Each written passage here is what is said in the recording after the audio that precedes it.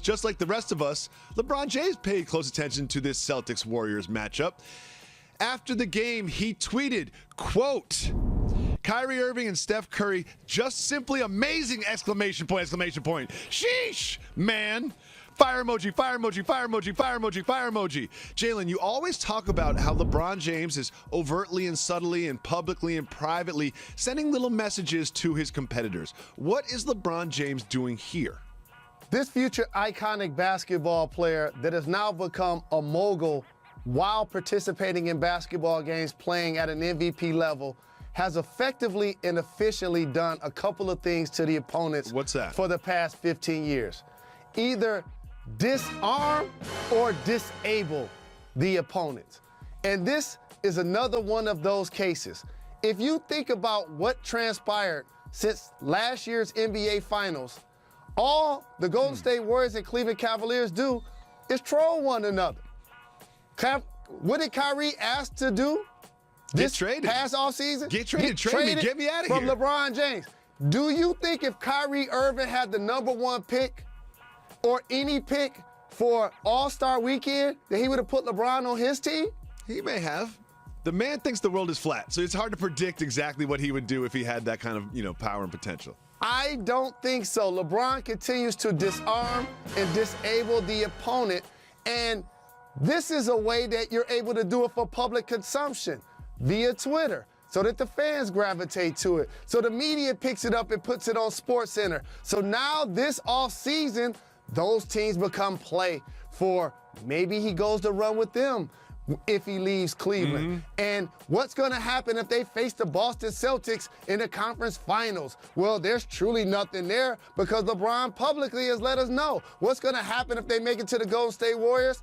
They would lose, and LeBron would be 3-6 in finals championship round matches. In the last 72 hours, LeBron has tweeted complimentary things about both Kyrie Irving, Steph Curry, and Coach Popovich. All he has to do is talk about James Harden, and he's got basically everybody he could potentially face in the playoffs in his back pocket. It's two more, and you're going to like this. I actually pay attention to the landscape. It's two more. No, you don't. Kevin Durant, he tweeted him, and he also tweeted free agent to be Paul George. Good for him. That's right. Good for LeBron. Isaiah Thomas sitting out the entire fourth quarter yesterday as Ty Lue tinkered with his rotations. He was having LeBron and IT staggering. IT, though, not so into this. Here is he after the game on not playing. I don't know. What do you want me to say? I'm just glad we won. Anything. You can say anything. Thank you for your honesty. Stop. IT's son chiming in there as well. Be honest, Dad. Exactly. Be honest, Dad.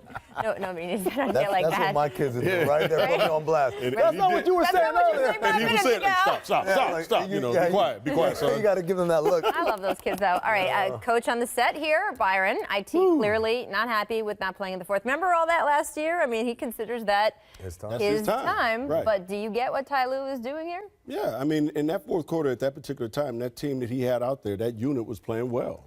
And sometimes as a star player, you got to accept the fact that, hey, they're playing well. Why mess up that chemistry when they got it going on? And that team had it going. So leave him out there. As bad as he sounded when he said, we won the game, he didn't seem very happy about it. Like you said, so to me, it shows that right now it's about him. And it shouldn't be. It's got to be about the team. That's the bottom line. They went out. Ty made a decision as a head coach. That's his job. Now, you don't have to agree with it, but you won the game. That's the biggest thing. Be ready for the next one. So I was a little disappointed in watching that with IT because I'm a big fan of IT, you've been supportive. Especially in the fourth quarter. I know that kid is all about money. I mean, he comes up big in big games. So I was a little disappointed in seeing that. It's tough. It's tough because I think these are the things that happen when you have other issues, right? If this is a harmonious locker room. You want to see other issues? They got issues. What happened on Friday with Kevin Love? Can we? I mean, come on. This was super weird. They got issues. And look at how he gets the rebound and he makes this weird handoff down to IT. If you read all the beat writer stories of the guys in the locker room, they all say this was on purpose. So I mean, this gets back to what you were just talking about, the other issues. Right now, and the problem, it's been a short window, right, since IT has been healthy enough to play. In that tiny window, He hasn't really been able to gel on the court. There do seem to be some off-court problems. Now, anybody would say, dude, give the guy some time. The problem is the trade deadline is in 10 days. No time. So what do you do? I've been saying this for the whole time. This group right here in Cleveland, that's good enough to win the East. You don't need help. You don't need to make a trade. You need to figure it out. The bigger issue is Isaiah Thomas is such a high-volume player, a guy who needs the ball in his hands. Usually, Coach, when do we usually work out these types of issues? What time of year? Well, in preseason or Preseason training camp, right? But because of his injury, we missed all that, and we missed the first couple of months where we can mess about. And now, like you said, trade deadline's around the corner, playoffs are coming in sight.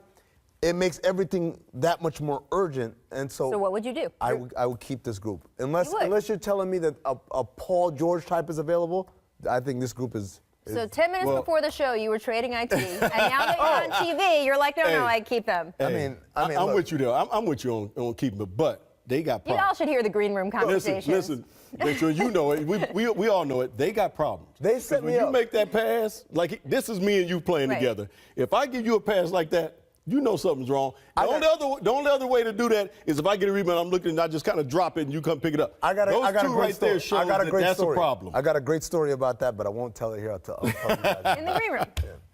We're gonna have to do some IG Live or Snapchatting to keep you all up during the commercials.